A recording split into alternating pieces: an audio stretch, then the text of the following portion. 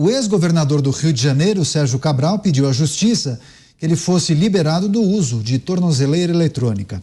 E o Ministério Público Federal se posicionou a favor do fim da medida cautelar. No documento apresentado pela defesa, além da tornozeleira eletrônica, também foi solicitado que Cabral não tivesse mais a obrigação de se apresentar à Justiça todos os meses, que pudesse deixar o país.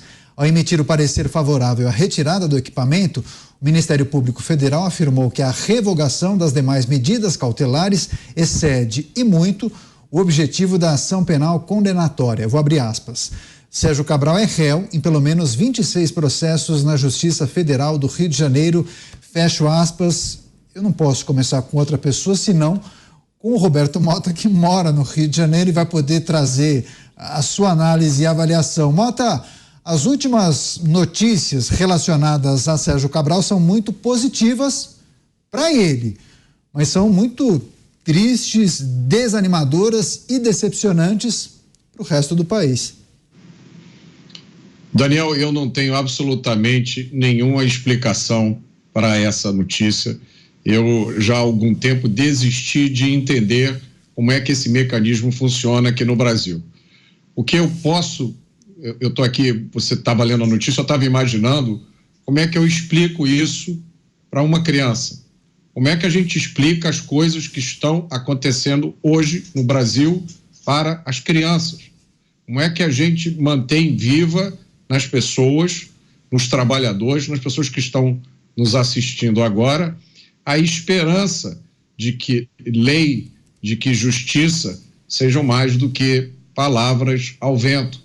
Como é que a gente faz o brasileiro acreditar que todos são iguais perante a lei, independente de classe, independente de cargo, independente de posição política? Essa é a pergunta, Daniel, que eu faço, mas que eu não sei responder. Pois é, Mota, a internet vai explodir aqui. As pessoas estão mandando mensagens sem parar.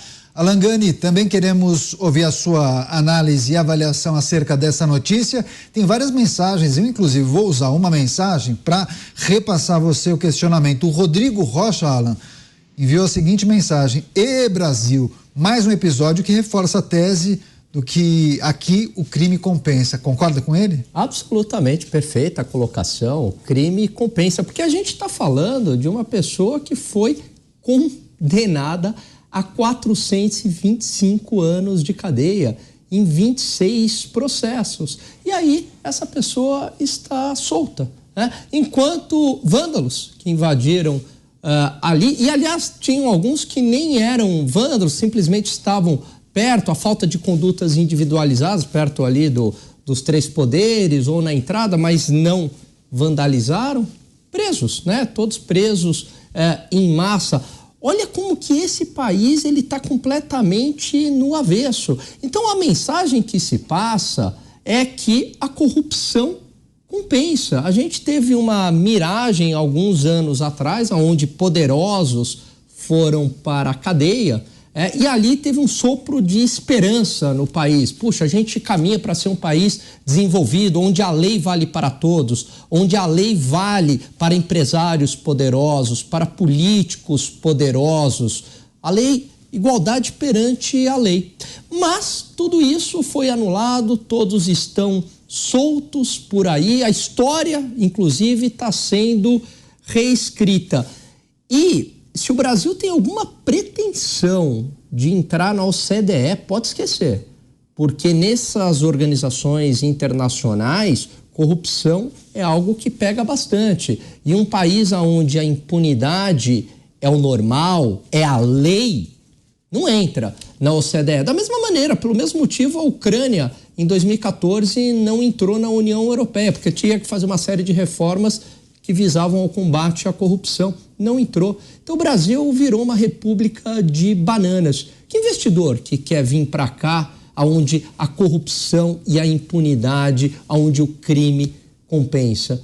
Não vem, dinheiro não vem. E é claro que isso também tem impactos na renda, no emprego, à medida que não tem investimentos com toda essa insegurança jurídica e essa corrupção. Pois é, Cristiano Beraldo, também queremos ouvi-lo. Inclusive, eu consegui resgatar aqui que Sérgio Cabral foi preso em 2016 pela Lava Jato e no total ele cumpriu 2.219 dias de prisão, o equivalente a 6 anos e 22 dias no sistema prisional no estado fluminense. Beraldo, dá para conectar, inclusive, essa notícia com a anterior, né?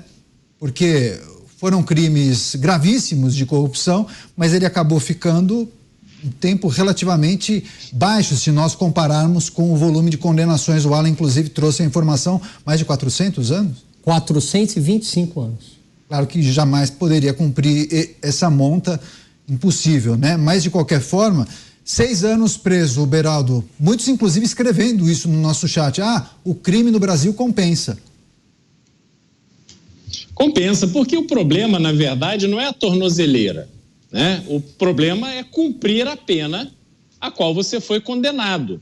Nesse caso específico que a gente está tratando, não se trata só do roubo do dinheiro público, não se trata só usar dinheiro público para financiar uma vida nababesca, luxuosa, em circuitos internacionais, europeus, americanos, com vinhos caros e joias, etc. Não se trata só disso, mas se trata, sobretudo, do que aconteceu com o estado do Rio de Janeiro em razão de uma gestão que se especializou no desvio do dinheiro público. Porque o Rio de Janeiro, naquele momento, vivia a sua melhor chance de se desenvolver, a sua melhor chance de criar um horizonte de desenvolvimento, talvez até de criar riqueza o suficiente, oportunidades o suficiente para acabar com a dinâmica do crime organizado que domina o estado do Rio de Janeiro. Essa é a realidade. Ali, quando o Sérgio Cabral fez a gestão do governo do estado da forma que fez, ele jogou no lixo aquele momento em que havia Olimpíadas, havia Copa do Mundo, havia muito investimento estrangeiro, havia um clima positivo. Eu ia ao Rio de Janeiro nessa época, as pessoas praticamente proibiam de falar mal do Rio, estava todo mundo empolgado que a cidade do Rio de Janeiro, o estado do Rio de Janeiro ia se desenvolver, ia virar uma referência para o mundo. E aí, um belo dia, as pessoas acordaram. Aquilo tudo era simplesmente um castelo de cartas e alguém chutou a base e o castelo caiu. Este preço a população do Rio de Janeiro paga a cada dia até hoje. E isso precisa ter consequência.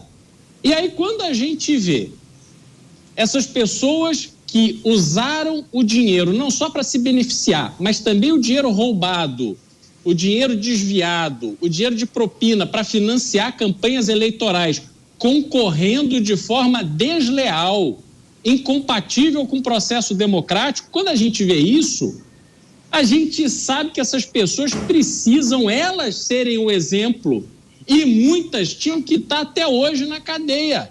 Só que isso não está acontecendo e aí o brasileiro é atingido frontalmente por esse espírito de derrota, de que o crime, de fato, compensa no Brasil e a gente, a população, é que se dane. Muito boa reflexão, lembrando, inclusive, desse clima positivo na época que antecedia a Olimpíada do Rio de Janeiro. Uma pena que o Brasil, o Rio de Janeiro, perdeu essa oportunidade. Que pena. E isso não volta, viu?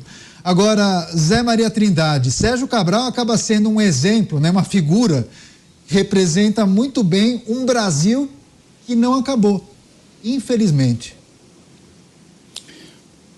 Pois é, e aquela fotografia com os guardanapos na cabeça, aquela coisa ridícula, né, me remete exatamente ao uso desse dinheiro. Para que roubar tanto? Para que tantas coisas? Para absolutamente nada, um vício, segundo ele, ele no depoimento disse que tinha vício em roubar, né? E queria ser desculpado por isso. Olha, foi mal, hein? Foi um roubo porque eu sou viciado. Aí o pobre que rouba é ladrão, o ex-governador porque tem um problema de caráter.